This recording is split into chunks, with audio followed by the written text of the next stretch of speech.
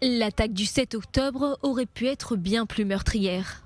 Le plan initial élaboré par le Hamas, en collaboration avec le Hezbollah et les gardiens de la révolution iraniens, devait être une attaque combinée sur 3 fronts, la bande de Gaza, le Liban et la Syrie, avec pour objectif de provoquer le retrait d'Israël de la Cisjordanie. Des révélations de Mohammad Ragama, un journaliste palestinien qui dispose d'informations au sein du Hamas et de l'autorité palestinienne. Le Hamas qui devait donc s'infiltrer dans les localités frontalières de Gaza.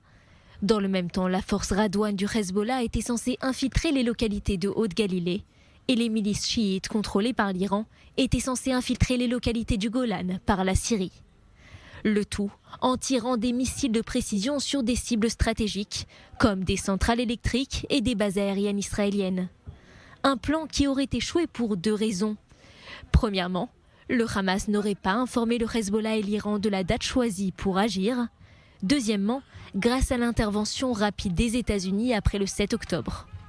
Avant de donner le feu vert à leurs troupes, l'Iran et le Hezbollah auraient compris que les États-Unis risquaient d'intervenir aux côtés d'Israël. Ils ont donc estimé qu'il valait mieux éviter de mettre en œuvre le plan initial.